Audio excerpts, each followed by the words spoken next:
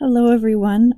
Thank you for clicking on this video. You probably have no idea who I am. To be fair, I don't even know who I am. I haven't decided what this YouTube channel will be, what name to use, anything like that yet.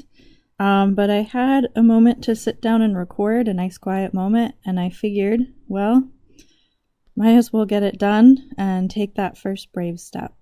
So, you can call me Kay for now.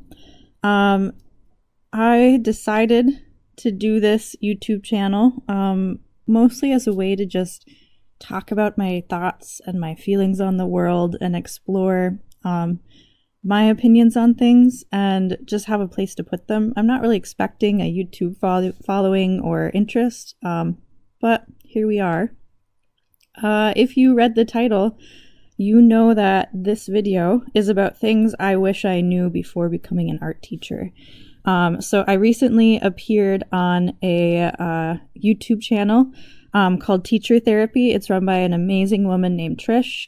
I will link that channel and my interview down below. I talked on there about some of the experiences of being an art teacher, and I'm embarrassed to say that I don't think I did a good job of explaining just what you're getting into as an art teacher and what to expect.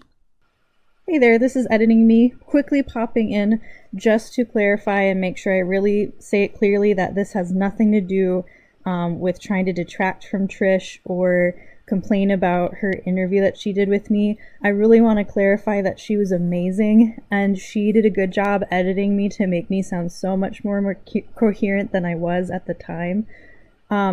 What actually happened is I scheduled the interview at a bad time.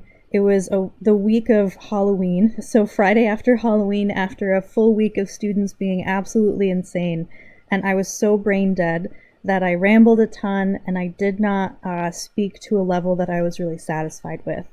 And so the idea behind this video is to maybe more coherently and cohesively talk about my experience and make it up to myself for not really speaking to my standards and what I would feel proud of.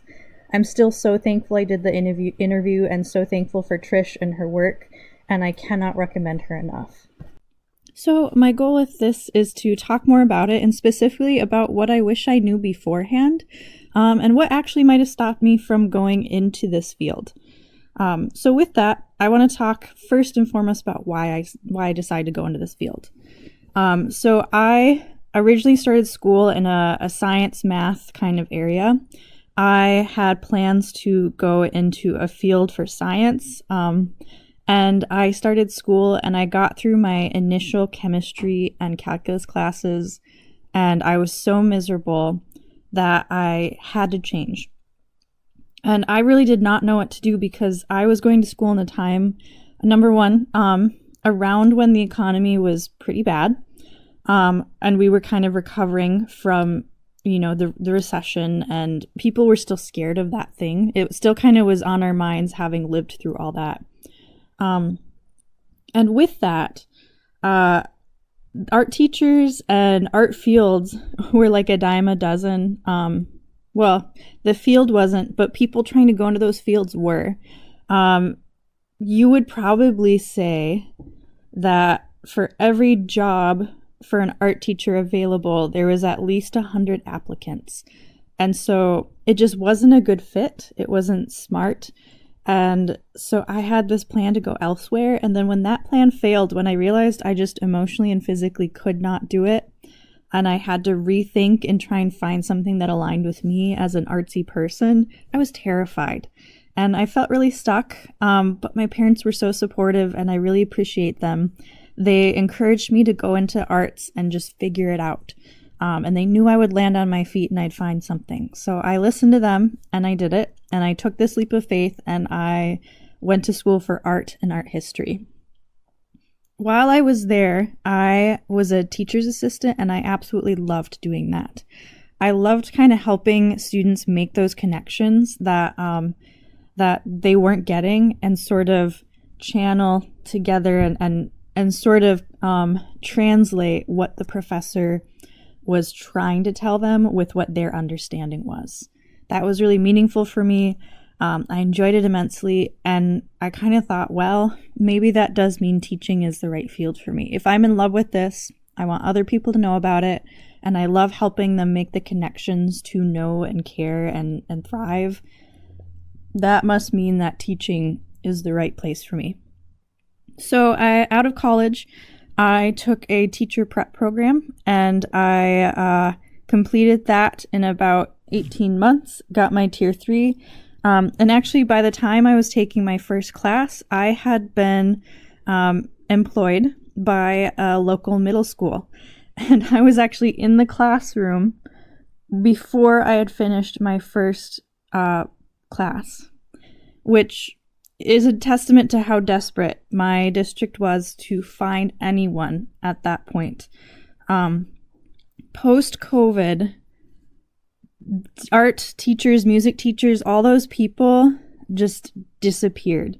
Something happened, something clicked, something fell apart, and those teachers just didn't exist anymore. And the districts were desperate to find people. And so that's how I was able to get my in and start.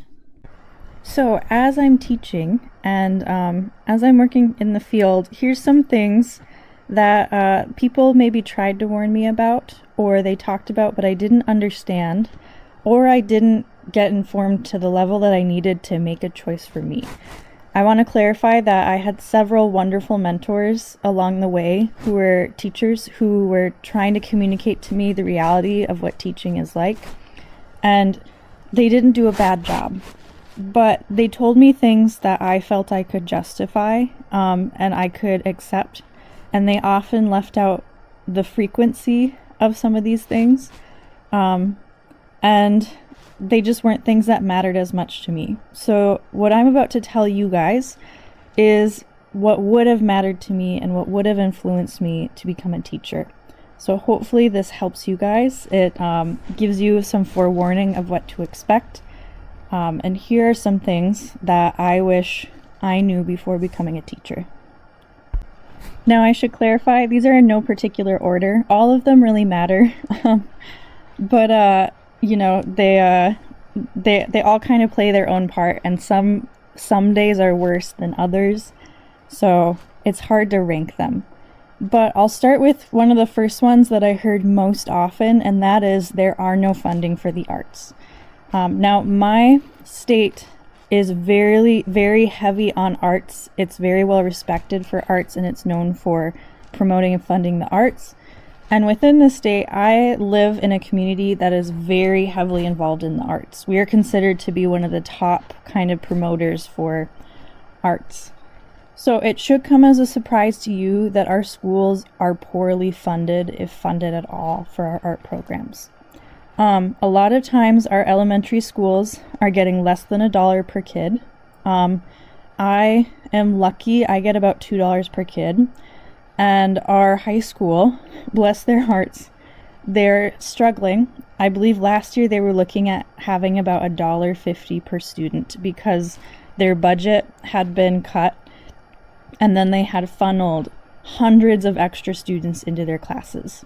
Currently in my district, if we want to do any sort of funding or trying to get donations or money from the community, we need to run it through our district.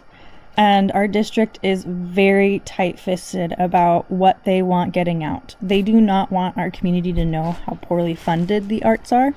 They're very embarrassed about it, but they're not making a change. So that's sort of the situation I'm in. Now, I was told over and over again that arts were not funded, that you would not have a lot of money, that you would be fighting every year for your budget. And I said, yeah, well, that's okay. What someone should have told me is, you will not have enough to get the basic materials you need, and you will have two options. You will either need to dumb down or pare down every assignment so that every kid is bored and hates it, or you will have to spend your own money to get the materials you need. And you do not get paid enough to spend all your money buying materials for kids. That is probably one of the number one frustrations I have as a teacher. is that I cannot do cool or interesting or even meaningful projects with my students, and they often are frustrated, and they will even complain to me that I won't go out and buy them what they want to use. Now, some of that is entitlement and it's rudeness, and some of it is that they want to pursue art. They want to be excellent in this field, and they're interested and passionate, and they don't know who to be frustrated with. And as the teacher, I'm just the face of the operation. And so when I say, no, you can't have a canvas, we don't have canvases here, it's, well, why don't you go get some? They don't necessarily know that my budget does not allow that. They're just like, we'll solve it, go buy some. And they don't realize that I would have to go and spend my own money. And usually if I tell them, hey, not only do we not have canvases, but I would have to spend my own money, and I can't afford to buy you canvases, usually at that point, unless they're an extremely entitled student, they understand and they respect that. And I hate putting that kind of pressure on my students. I don't want to talk to them about finances. I think I would like them for the most part to be kids. But one of the things I've had to do is be honest with students and tell them it took every penny I had for my budget to buy you what you see in this room right now. And I can't afford to take my money and go buy you extras. And that's helped. But I mean, that's the issue, is if something goes wrong, if something breaks, if they put extra kids in your class, oftentimes it is down to a wire. It's a fine line. And you have to break down and go buy things yourself. And when you're already sometimes paid less than core teachers, or if you're new to this, you're just going in, you are not getting paid much, you're at the bare bottom of the pay scale, you cannot afford in this economy to have to go buy more art materials. And with that comes the issue of student behavior. So these two kind of tie together. I wish that I had been told not just that students will misbehave, but that students will break and destroy art materials, and the school will not provide you backups. You would have to go out and buy your own. Now, maybe there's some amazing schools that are able to do that, but my school does not. If my students break every colored pencil, we will just have to work with broken colored pencils, or I will have to go out and buy my own. And you have to understand, if some student breaks all the colored pencils, that means every day until you can buy new colored pencils, 50 to 100 times a day, you will hear, I hate working with broken colored pencils. This is so obnoxious. You should just go out and buy more. And it's like 30 times every hour. You're tired of hearing it. You're frustrated. And sometimes you just break down and you buy the new colored pencils because you are so fed up with hearing this. So student behaviors, they will often take it out on your room materials. It doesn't always mean that they're mad. Sometimes they're being playful and sneaky, and they hot glue all your Sharpies closed as a quiet, subtle way to get at you. You won't always see it. You won't always notice it. It's underhanded. It's these small little things. It's someone who thinks it's funny to go in and try and break as many of your pencils as they can before you can catch them at the beginning of the hour. It's a student who just doesn't care. They don't see the point, and so they dump your chalk pastels on the floor and let the other students walk over them, and you're stuck trying to get them to clean them up as they're getting smashed into the floor. There is, in rooms like mine, where you cannot afford to buy every student, or you are not able to send home a lab fee and have parents buy students their materials, where everything has to be provided in the room and everyone shares. There is such a lack of respect for the materials from the students, and it's the majority of students. It used to be that there was a small group of students who would damage things and the rest cared and would take care of it. It is now the majority of students will trash your room and treat things poorly and not take care of it, and only a few students really care and will want to take care of the materials. So when you are being told, oh, there'll be behaviors, they'll ruin your materials, or they'll do stuff in the classroom, you need to understand that is the norm. That is the set level of behavior, is to ruin things. And it is now the exception. It is the top 10% who are treating these materials respectfully. Another thing that I really wish someone warned me about is how entitled your building and your district feel to your time and your materials.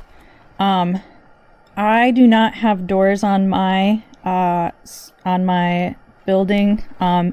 We are an open concept that they realized then was a really stupid idea, and they then put up walls and things. But because of, fire safety, they can't actually put doors on my room. I have like sliding walls and curtains and all sorts of things, but I can't lock anyone out of my room. And I have teachers who will come in, grab things, and leave. I, to them, am a resource room, and they will steal my art materials to use for their little projects and things. I do the best I can to lock up everything. I try to tell them, just talk to me and I will let you know. And a lot of teachers who feel this kind of pinch of lower budgets and lack of resources, especially newer teachers, are very respectful of this. But when I moved into my position and I was new, I had teachers who definitely took advantage of it, and they would come in and just take things. A lot of people will feel entitled to using your stuff. You're their craft room, you're their resource room, and you will have to deal with the tensions of that. And when on top of student behaviors and the stress, and your materials broken down, to have teachers coming and taking things and having to be the bad guy who tells them to knock it off is so much extra stress on you that you don't want. If you are non-confrontational like I am, if you just want to get along with all your coworkers and never have things go wrong like I do, you cannot imagine the stress that puts on you. With that, your building will also feel entitled to your time and energy that they are not paying for to show off the art that your students are making. Your students being happy little artists is good publicity. Even if they don't fund you, they want to show you off and they want to look good to the community. And so I do tons of art shows with my students. We are asked by galleries around the community. I have built relationships, and that takes time. It takes your volunteer hours. It takes tons of my volunteer hours to do all this. And I still, on my performance reviews, get docked for not being involved enough in my community and what more can I be doing? How can I volunteer around the school? They do not compensate me for that time appropriately, and yet they're still demanding of it. They are not respectful or appreciative of the fact that I do it. I am sending stuff into newspapers. I am, knocking on doors. I'm trying to promote this stuff out the wazoo. We have Facebook pages. We have, all these things out there to show it off. And yet our district is like, oh, well, you don't really do that much, so you should help out more. We have tons of teachers at the high school who are pressured to do murals and do things around the school. And they actually will go out and they will donate murals to different businesses in return for donations to their art program because they can't get the funding they need. That is their time spent giving their art away so that they can scrape by to give students materials. They don't get anything out of that. You have to understand how much time that is. It is insane. And it's your work and your effort and sometimes your art, which is worth so much more than some colored pencils donated to the school. And that's really frustrating. And it's not just art, it's in music. You might find that you are not appropriately compensated for doing the concerts that you do. At our school, we are contracted how many hours we spend in conference, which means with parents doing community outreach to involve parents and community in the student's life and in the student's achievements at school. We do like a showcase night where we do art shows, we do music performances, there's like science performance things, and you're compensated for that. That goes into that number of hours contractually that you have. Our current music teachers are pretty much at war with our district office because they are being so stingy about allowing concerts to count for that time. I can't even dream of trying to convince them that these nights that me and my other art teachers are hosting and going to galleries and hosting open nights for their their art shows would count for that. They would absolutely laugh in our faces and tell us no. They would never compensate us for that.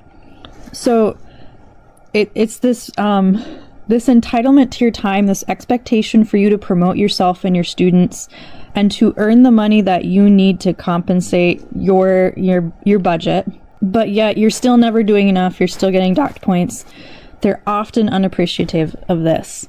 And maybe there's some really good schools that are not doing that, but if you're going to go in, you need to talk to them about this. I totally regret not putting my boss to the test at first and really driving into him that this is something that matters, that you are compensated for these extra hours. Ask the person who's interviewing and make sure that they know and they tell you up front, because it should be important to decide.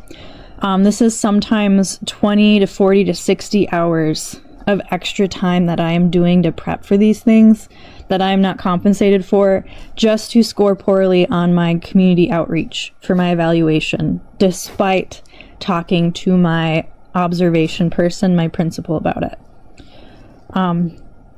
So yeah, the time, the effort, your finances, student behavior, all of it will play a role together, but these are important things that they do not tell you. Hey guys, this is Editing Me again. As I was listening to audio here, I really feel like I didn't do a good job of representing what I'm trying to say, because the issue is a little bit touchy. This next chunk is going to be on how there are so many special education 504 IEP students, as well as students with just behavioral issues that are often put together into art rooms in large quantities. And I just want to preface this by saying I don't explain it well, but number one, I am not blaming the students or trying to put them down. I'm going to use the word dumping ground. I'm not trying to imply that these kids are trash or anything. Really a good way to put it is that a lot of times art teachers are seen as babysitters. And when there's a student who might have more needs and they don't want to put them in a higher level class, they go, oh, well, art transcends everything and it's lower level and they just have to draw a picture. So I'll just put them in here and it'll be fine. And the reality is it's much more complicated than that, especially as they're pushing art classes to have more rigor. It is harder on these students who aren't performing at this rigorous of a level to be plugged into an art class because their manager thinks it'll be easy for them, and then to actually still be really hard. And for you as an art teacher to have like 5 to 10 kids who the caseload manager was like, oh, well, they're like working at a 4th grade level, so they should be fine in art because they won't have to do anything in art. And then you now have to try and get them to read and write and do these higher order thinking things when they're not at that level, and you have very little support and you have all these different behavioral things and learning things. So the idea I'm trying to communicate is that people don't really understand how complex and rigorous art can be as a class, and they kind of just think, oh, well, they're just babysitting the students. They're letting them draw for an hour and then sending them back. So they will put kids in who, can't perform at that level, and they'll also put kids in who they know have behavioral issues because they think it will be fine in the art room, when really it's not. And it leads us as teachers to being really overworked, to being spread super thin, and just really burnt out. So that's kind of what I'm trying to communicate. I'm not trying to blame the kids or imply that there's something wrong with them. And I also know that this is not entirely SPED teachers' faults. You have to put the kids somewhere, and a lot of them love art, and art's a reward for them. So it makes sense to put them in there. It's just hard when everyone puts their kid who needs more support in the same art class, which often happens. So that's kind of what I'm trying to say. So sorry for interrupting again. Bye. Now this next one I'm going to talk about is tough because it involves SPED students and ESL students and some of what I would call our least of these students. These are students that for whatever reason need more support and care in the classroom. Now a lot of this will depend on how your school sets up these systems. The way that my school sets it up is that students are in pods, and from each pod, every set hour that I have that grade, students in pods from that grade will combine together in my art room. So maybe that's another thing I'll talk about in a second, is how crazy that is. I am often getting a handful of students from every pod And what they will often do is, in the pod, the special education, the IEP, the higher needs students are split up. So maybe 2 in every class, 2 to 3, sometimes an unfortunate 5 end up in one classroom in the pod. However, what special education teachers and caseload managers will often do is they will take their handful of students of special needs and they will plop them all in the same class with one para in an art class. So while the normal core teachers are dealing with sometimes 2 to 5 IEPs and 504s per class, it is not unusual for me to be working with 8 to 10 IEPs or 504s or other plans. And as an art teacher, you need to understand, you will be a dumping ground for every student that they don't know what to do with. If there's a student who's being difficult, who by the end of the day is so badly behaved that like they can't learn, oh, well, we'll just put them in 6-hour art because art's not important.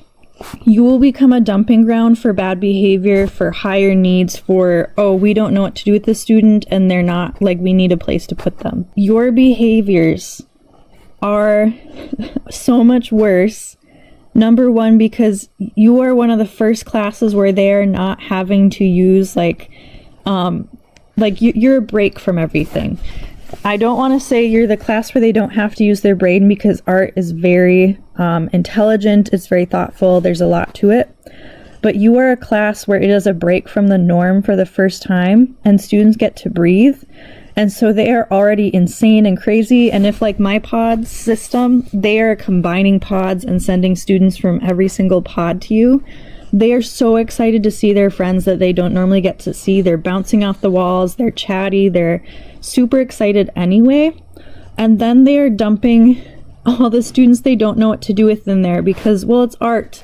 Art is simple, art is easy. And so you have so many more behaviors and students who need more support than other classes at once. You have so many things that you will be juggling, so many students who should have one-on-one help who don't get it in your class because it's more important that they get it in their core classes, and they're going to flounder and you're going to flounder, and it's going to be a circus for you. It is so stressful to have 12 kids who all are, in need of different supports, different help. They all want to cling to you one-on-one. They all are having their issues and their blow-ups, and you have maybe one, if you're lucky, 2. My first year I had to have 3 paras because I had 12 students on IEPs, some who were very low functioning, and we barely survived. They do this a lot with my 6-hour classes. Sometimes I get a really great 6th hour, but a lot of times they are taking the students who just can't function by the end of the day, and they're saying, throw them in the 6-hour class. That's the class where they'll do the least damage to their grades because they need to know how to read or write, but who cares that much about art? So be aware of that. They will give you so many students who they just don't know what to do with. And somehow you're magically expected to know what to do with them, to manage them, to make them successful. And there's a lot of pressure on you.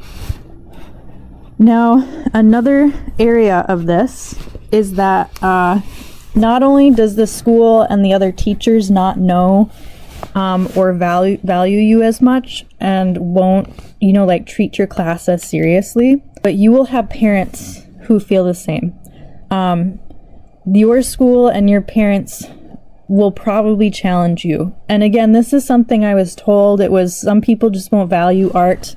You'll get parents who tell their kids it's okay to blow off your class. But to be honest, that one I found hard to believe because I could not imagine a parent being so shady as to undermine a teacher like that. But it's true and it happens. The amount of times that I have had a kid tell me, my mom says I don't have to worry about your class because art isn't that important. And I have gone to the parent and I have said, hey, this is what your kid is saying. I want you to know that they're using what they think you told them as an excuse to misbehave, and I want to give you the opportunity to address that with your kid. And they've said, no, that's what I said, I don't care. Is just astounding. And it's this freebie for these kids to behave as poorly as they want and do as poorly as they want, and neither their grade nor their parent is an influence. It doesn't matter if they fail. Now granted, I'm in middle school, so it doesn't really affect their GPA, but most of them don't care about their GPA anyway.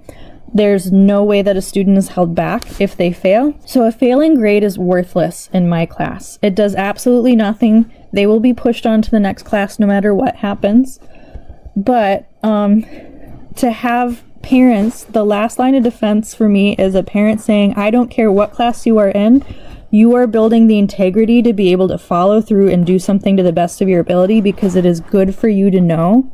And it's good for you to find worth in the worthless, because you will have to do a lot of small things in your life that feel worthless. And you will figure out at the other end that your ability to carry through and to do them with diligence was worth more than you could have ever imagined. I lost where I was going with that sentence because I'm so heated on this. But parents are my last line of defense because schools have been absolutely castrated. They have no ability to appropriately address the behaviors they're seeing. It is up to parents to say, no, my kid will do well, or so help me. And they're not doing that. They're giving their kid a free pass to treat you poorly, to treat your class poorly, to trash those materials, to insult you, to threaten other students, those sorts of things. And it's all under this frame of art doesn't matter, and so I'm not going to hold my kid accountable.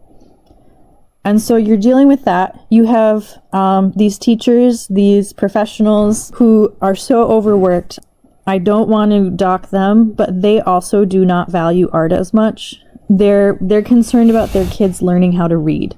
And to be fair, in middle school, to be afraid because this kid who's been plopped in your class does not know how to read is a legitimate fear, but it does get taken out as you as a specials teacher. So you have to be prepared for that. Parents will undermine you. Unfortunately, other teachers will undermine you. The school counselors and administration and all those things, they will also, unfortunately, kind of undermine you. And again, not necessarily because they want to, but because they need a time to pull a kid. And a lot of times there may be actual legal things stopping them from pulling a kid from a core class. And so that leaves you. I get sometimes 10 to 15 phone calls a day of them pulling children from my class to go have a meeting with a counselor or go finish a test or something else because my class is the least problematic class to pull them from.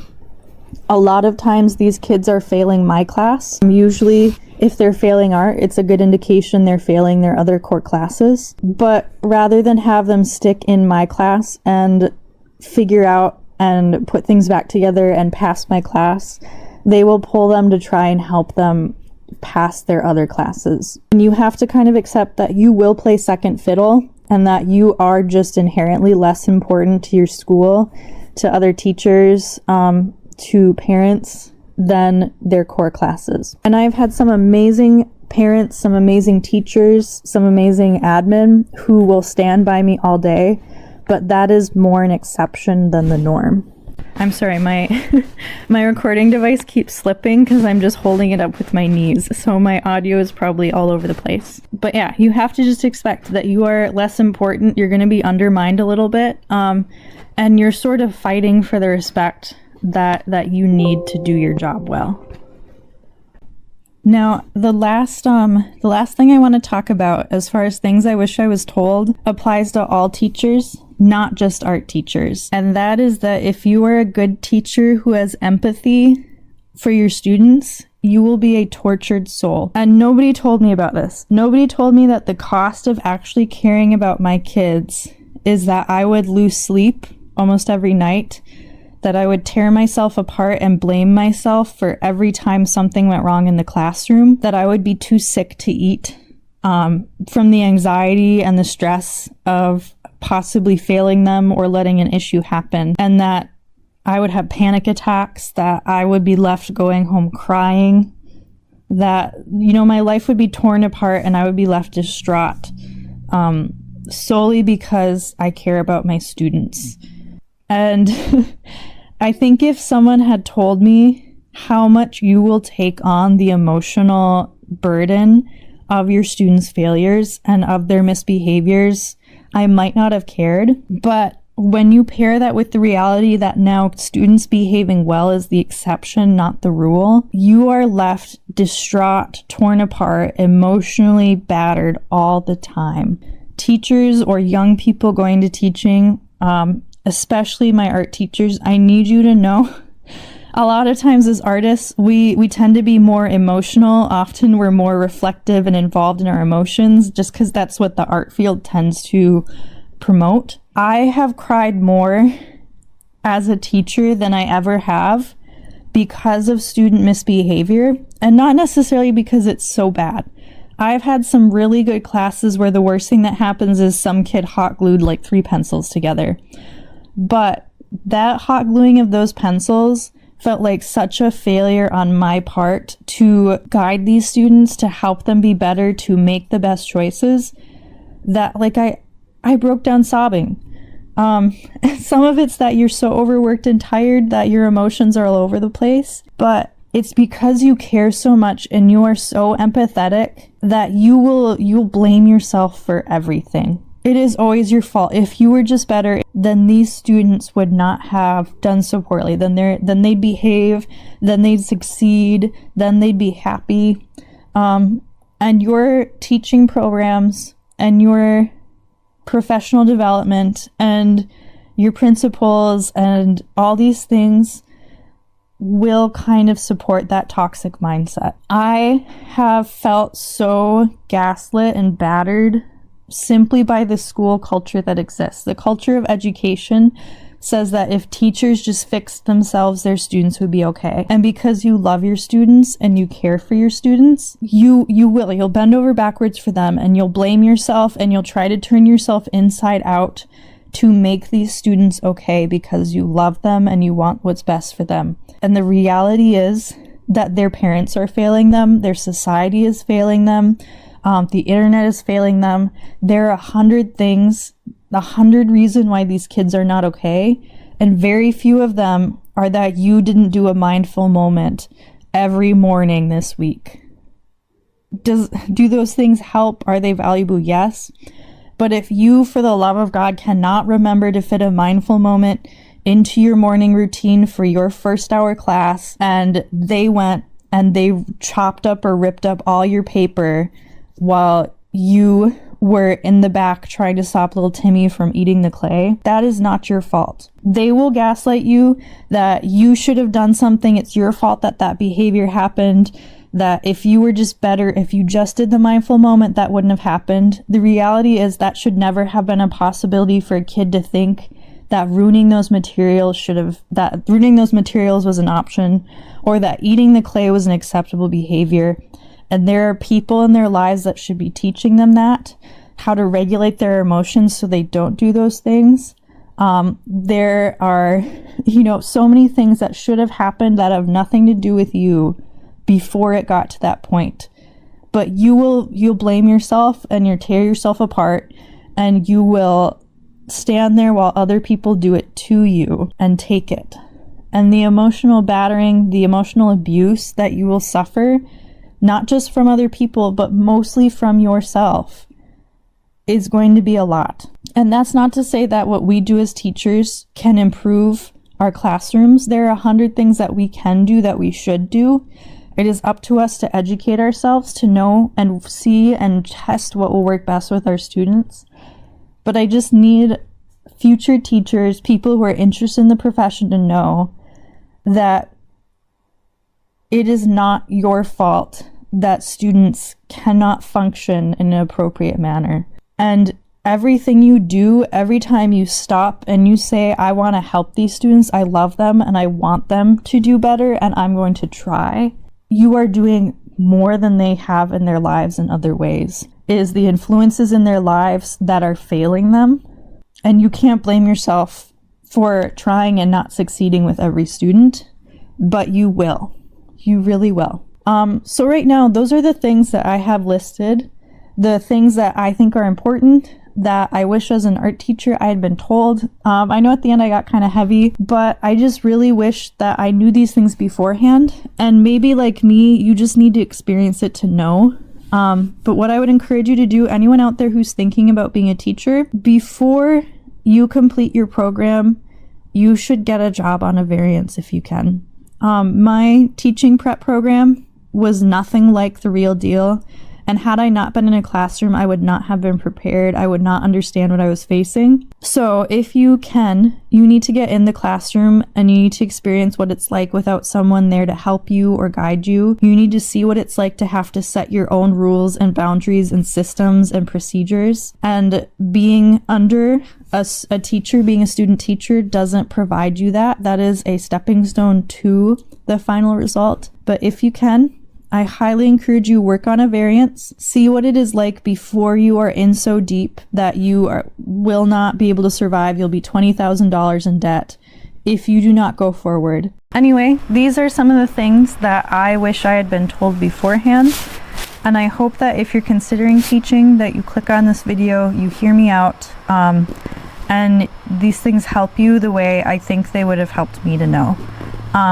I don't mean to say that teaching is a nightmare, it's horrible, you'll never be happy, and you should never do it. But I think by going in knowing what you're facing, I hope that by going in knowing more of what you're facing, you can better prepare the parts of you that need to be prepared, and you can build in the systems you need instead of having to learn by hitting rock bottom and climbing back out like I am. And if you listen to this and you decide, wow, I really hate what this sounds like, I don't want to do it anymore, I want you to know that doesn't mean that you hate students or that you don't care. It means that you probably care about students, but you know better than to put yourself in a situation where you cannot act on that care and you destroy yourself trying to. There are plenty of ways that we can be a good village and a good community and try and continue to reach out to children and spread our love of art. You can offer community classes. You can go through a community ed to offer some classes.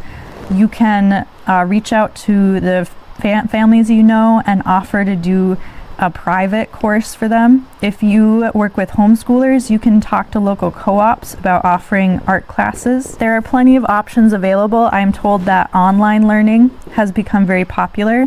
It creates some healthy boundaries and keeps you physically safe. And I'm sure that you as a creative individual can find your own means to continue to spread your love of art and work with kids. So I hope this video was helpful. I hope that I didn't ramble too much.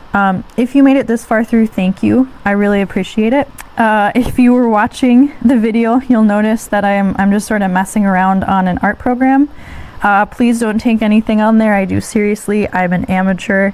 I'm just sort of messing around and figured I'd put that up there instead of a blank screen so you had something to watch.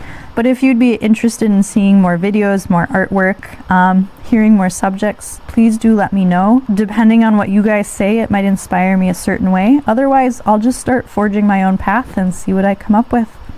Thank you guys, and I hope you have a wonderful day.